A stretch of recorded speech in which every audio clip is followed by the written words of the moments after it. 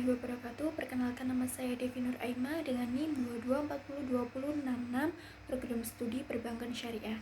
Di sini saya akan membahas materi kelompok 7 sampai 12 mata kuliah PKN untuk memenuhi tugas ujian akhir semester. Langsung saja, yaitu materi yang pertama. Materi yang pertama yaitu kewarganegaraan. Pengertian warga negara dan kewarganegaraan. Ada dua konsep yang perlu menjadi perhatian dalam kajian ini, yakni warga negara dan kewarganegaraan. Dengan istilah warga negara, pikiran kita biasanya akan tertuju pada negara karena kata warga bisa diartikan sebagai anggota. Warga negara merupakan anggota dari sebuah komunitas dan organisasi kekuasaan yang disebut negara. Warga negara adalah setiap orang yang menuntut undang-undang, termasuk sebagai warga negara. Rekrutmen warga negara bisa terdiri dari orang-orang asli dan orang-orang bangsa lain dengan rumus baku yang memenuhi persyaratan berdasarkan undang-undang kewarganegaraan. Sementara itu, secara terminologis, istilah kewarganegaraan yang dalam berbagai hal sering dirancukan dengan ilmu kewarganegaraan dan pendidikan kewarganegaraan. Perbedaan antara ketiga istilah ini terletak pada substansi garapannya, di mana kewarganegaraan lebih ditekankan pada persoalan status seorang sebagai warga negara, dan dengan kejelasan status itu orang akan memiliki hak dan kewajiban yang jelas pula dalam kehidupan kenegaraannya. Selanjutnya yaitu asas penentu status kewarganegaraan. Secara umum, dalam menentukan status kewarganegaraan, seseorang dikenal adanya dua asas umum yang dapat digunakan, yaitu ius soli dan ius sanguinis. Ius soli adalah penetapan kewarganegaraan berdasarkan tempat kelahiran. Dengan kata lain, kewarganegaraan seorang ditentukan berdasarkan daerah atau negara tempat ia dilahirkan. Dalam istilah bahasa Latin, soli sama dengan solum, yang artinya negeri, tanah, atau daerah. Ius sanguinis adalah penentu warganegaraan berdasarkan keturunan. Ius sanguinis menetapkan kewarganegaraan seseorang menurut pertalian darah atau keturunan. Jadi kewarganegaraan seseorang ditentukan berdasarkan kewarganegaraan orang tuanya, tanpa memindahkan di mana ia dilahirkan. Selanjutnya yaitu cara memperoleh status kewarganegaraan. Berdasarkan ketentuan Undang-Undang Nomor 12 Tahun 2006, cara memperoleh status kewarganegaraan disebabkan karena yang pertama yaitu permohonan kewarganegaraan atau naturalisasi. Yang kedua yaitu karena perkawinan. Yang ketiga karena berjasa kepada NKRI. Yang keempat yaitu mengikuti kewarganegaraan orang tuanya. Yang terakhir yaitu karena pengangkatan. Materi yang selanjutnya yaitu demokrasi dan macam-macam sistem pemilu di Indonesia. Demokrasi adalah bentuk atau sistem pemerintah yang seluruh rakyatnya turut serta memerintah dengan perantaraan wakilnya atau pemerintahan rakyat.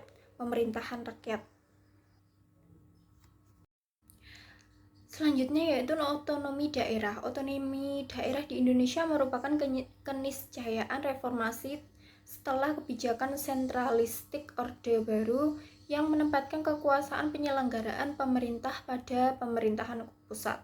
Sentralistik dianggap tidak mampu mempercepat tercapainya tujuan nasional bangsa Indonesia, sebagaimana digariskan dalam pembukaan Undang-Undang 1945 alinea keempat. Meskipun demikian, sebenarnya otonomi daerah bukanlah hal baru.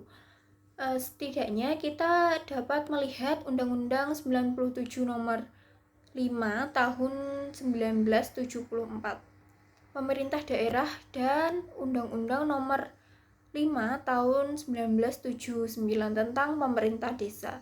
Namun kebijakan otonomi daerah yang diatur undang-undang tersebut dalam pelaksanaannya, pemerintah daerah hanya menjalankan sepenuhnya kebijakan pemerintah pusat dan tidak mampu menentukan pilihan sendiri kebijakan pembangunan yang berkaitan dengan pembangunan daerah masing-masing. Menurut Kamus Besar Bahasa Indonesia atau KBBI, Otonomi adalah hak, wewenang, dan kewajiban daerah yang mengatur daerah untuk mengatur dan mengurus rumah tangganya sendiri sesuai dengan peraturan undang-undang yang berlaku. Selanjutnya yaitu tujuan otonomi daerah. Tujuan utama penyelenggaraan otonomi daerah adalah untuk meningkatkan pelayanan publik dan memajukan perekonomian daerah. Pada dasarnya, 3 misi utama pelaksanaan otonomi daerah yaitu yang pertama meningkatkan kualitas dan kuantitas pelayanan publik dan kesejahteraan masyarakat. Yang kedua yaitu menciptakan efisiensi dan efektivitas pengelolaan sumber daya daerah. Yang ketiga yaitu memperdayakan dan menciptakan ruang bagi masyarakat untuk berpartisipasi dalam proses pembangunan. Selanjutnya yaitu makalah selanjutnya yaitu hak asasi manusia. HAM adalah hak-hak dasar yang dimiliki oleh manusia sesuai dengan kiprahnya. Setiap individu mempunyai keinginan agar HAM-nya terpenuhi. Tapi satu hal yang perlu kita ingat bahwa jangan pernah melanggar atau menindas HAM orang lain. Dalam kehidupan bernegara, hak asasi manusia diatur dan dilindungi oleh Perundang-undangan Republik Indonesia, di mana setiap bentuk pelanggaran HAM, baik yang dilakukan oleh seseorang, kelompok, atau suatu instansi, atau bahkan suatu negara akan diadili dalam pelaksanaan peradilan HAM. Pengadilan HAM menempuh proses pengadilan melalui hukum secara peradilan. HAM sebagaimana terdapat dalam Undang-Undang Pengadilan HAM, Hak Asasi Manusia. Materi selanjutnya yaitu masyarakat madani. Istilah masyarakat madani semakin marak akhir-akhir ini. Seiring dengan bergulirnya proses reformasi di Indonesia, proses ini ditandai dengan munculnya tuntutan kaum reformis untuk mengganti Orde Baru yang berusaha mempertahankan tatanan masyarakat yang status quo menjadi tatanan masyarakat yang madani. Tokoh-tokoh seperti B.J. Habibie, Nurcholish Madjid, Nur Hidayat Wahid, Abu Rahman Wahid A. S. Hikam, Azum Mahdi Azra, dan lain-lain banyak yang mengemukakan tentang tatanan masyarakat madani. Setelah istilah dan konsep ini diperkenalkan oleh Datuk Anwar Ibrahim, mantan Wakil Perdana Menteri Malaysia. Namun demikian, mewujudkan masyarakat madani tidaklah semudah membalikan telapak tangan. Membentuk masyarakat madani memerlukan proses panjang dan waktu, serta menuntut komitmen masing-masing warga negara ini untuk bereformasi diri secara total dan konsisten dalam suatu perjuangan yang gigih. Selanjutnya, karakteristik dan ciri-ciri masyarakat madani. Ada 3 karakteristik dasar dalam masyarakat madani, yaitu yang pertama, diakui semangat pluralisme. Artinya pluralisme telah menjadi sebuah keniscayaan yang tidak dapat dielakkan, sehingga mau tidak mau pluralisme telah menjadi suatu kaidah yang abadi. Dengan kata lain, pluralisme merupakan suatu yang kodrati atau given dalam hidup. Pluralisme bertujuan mencerdaskan umat melalui perbedaan konstruktif dan dinamis, dan merupakan sumber dan motivator terwujudnya kreativitas yang terancam keberadaannya jika tidak terdapat perbedaan. Yang kedua yaitu tingginya sikap toleransi, baik terhadap saudara sesama agama maupun terhadap umat agama lain. Secara sederhana, toleransi dapat diartikan sebagai sikap suka mendengar dan menghargai pendapat dan pendirian orang lain. Senada dengan hal itu, Quraish Shihab menyatakan bahwa tujuan agama tidak semata-mata mempertahankan kelestariannya sebagai sebuah agama, namun juga mengakui eksistensi agama lain dengan memberikannya hak hidup berdampingan dan saling menghormati satu sama lain. Yang ketiga yaitu tegaknya prinsip demokrasi. Demokrasi bukan sekedar kebebasan dan persaingan.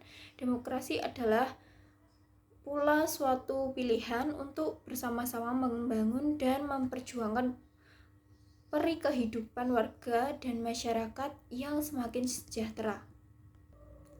Materi yang terakhir yaitu integritas versus korupsi. Pengertian integritas adalah konsistensi dan keteguhan yang tak terkoyakkan dalam menunjang tinggi nilai-nilai luhur dan keyakinan. Dalam etika, integritas diartikan sebagai kejujuran dan kebenaran atau ketepatan dari tindakan seseorang. Integritas atau keaslian merupakan kejujuran dalam berbicara tentang kebenaran, tetapi secara lebih luas, bagi yang mendatangkan diri secara dalam cara yang asli dan bertindak dengan cara yang tulus, bertanggung jawab untuk perasaan dan tindakan seseorang. Seorang yang dapat dikatakan mempunyai integritas apabila tindakannya sesuai dengan nilai, keyakinan, dan prinsip yang dipegangnya. Integritas merupakan gambaran diri seorang yang dapat dilihat dari perilakunya sehari-hari. Seseorang yang memiliki integritas akan memegang teguh kepada kebenaran dan membawa tujuan yang baik dalam kehidupannya. Adapun tujuan integritas antara lain yaitu yang pertama, integritas merupakan salah satu kunci untuk memperoleh keberhasilan atau kesuksesan. Yang kedua yaitu integritas membuat manusia bisa memimpin dan dipimpin. Yang ketiga yaitu integritas melahirkan tingkat kepercayaan. Yang keempat, integritas dapat melahirkan reputasi.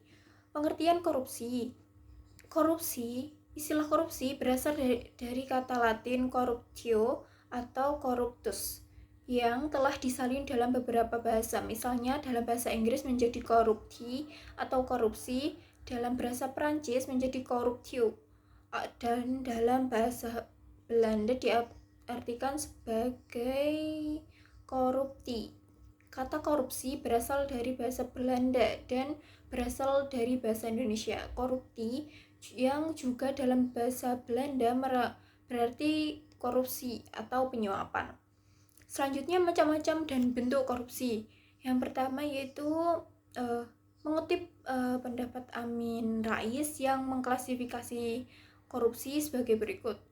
Yang pertama yaitu korupsi ekstorsif, berupa sogokan atau suap yang dilakukan oleh pengusaha kepada pengusaha. Yang selanjutnya yaitu korupsi manipulatif, seperti permintaan seorang yang memiliki kepentingan ekonomi kepada eksklusif dan legislatif untuk membuat peraturan atau kebijakan yang menguntungkan bagi usaha ekonominya. Selanjutnya yaitu korupsi nepotistik. Terjadinya korupsi karena ada ikatan kekeluargaan, pertemanan, dan sebagainya. Selanjutnya yaitu yang terakhir, korupsi subversif. Mereka yang merampok kekayaan negara secara sewenang-wenang untuk dialihkan kepada pihak asing dengan jumlah keuntungan pribadi. Hubungan antara integritas dan korupsi. Korupsi dan integritas merupakan dua hal yang bertolak belakang.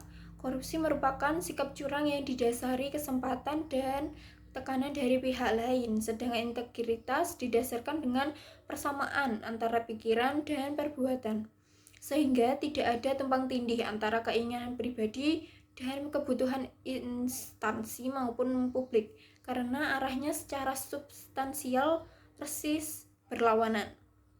Integritas tidak hanya secara empiris mencegah korupsi, melainkan secara logis menangkal korupsi. Namun dua hal tersebut memiliki korelasi di bidang kesadaran dalam melaksanakan sikap tersebut. Korupsi didasari ketidakpedulian dan kepentingan negara, sedangkan integritas memiliki ciri sikap kepedulian dan kesadaran penuh akan tanggung jawab yang diembannya, sehingga tidak menjadi penyelewengan jabatan. Demikian materi yang dapat saya sampaikan. Ada kurangnya saya mohon maaf. Assalamualaikum warahmatullahi wabarakatuh.